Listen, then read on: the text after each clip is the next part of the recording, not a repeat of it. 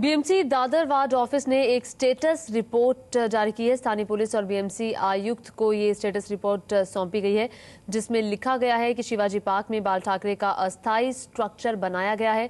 वो स्ट्रक्चर बनाने की इजाजत सिर्फ एक दिन के लिए ही दी गई थी। तो बड़ी बात कही गई है कि बाल ठाकरे का स्मारक का विवाद अब और भी ज्यादा गर्मा गया है।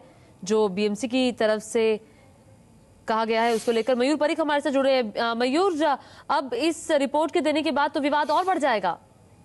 निश्चित तौर पर पालिका के जो वार्ड ऑफिसर है वो इस बारे में बहुत ही स्पेसिफिक है कि उन्होंने एक स्टेटस रिपोर्ट, एक इंफॉर्मेशन स्टेटस रिपोर्ट फाइल किया है इस समय, और वो स्टेटस इंफॉर्मेशन रिपोर्ट पालिका आयुक्त को फाइल किया है और साथ ही स्थानीय पुलिस को फाइल किया है। जिस स्टेटस रिपोर्ट में ये लिखा गया है कि सिर्फ एक दिन के लिए शिवाजी पार्क में शिवसेना को एक अस्थायी स्ट्रक्चर बनाने की इजाजत दे दी गई थी।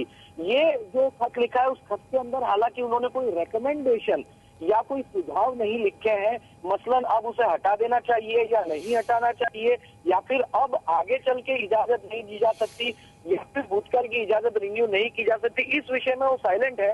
लेकिन निश्चित तौर पे एक खत पालिका के वार्ड ऑफिसर ने इस समय लिख दिया है, और ये खत दोनों ही अथॉरिटीज को, बीएमसी आयुक्त को और साथ ही स्थानीय पुलिस को लिख दिया है कि उन्होंने एक खत इश्यू किया है जो कि एक स्टेटस रिपोर्ट है। जी, लेकिन मयूर अब क्या हो सकता है? ये रिपोर्ट सौंपी गई है स्थानीय पुलिस को और बीएमसी आयुक्त को, दादर वार्ड ऑफिस ने ये रिपोर्ट सौंपी है। अब क्या कोई एक्शन लिया जाएगा? अब क्या कुछ होगा आगे इस विषय में? अब अगला कदम जिसको उठाना होगा वो होगा महानगर पालिका आयुक्त और साथ ही पुलिस।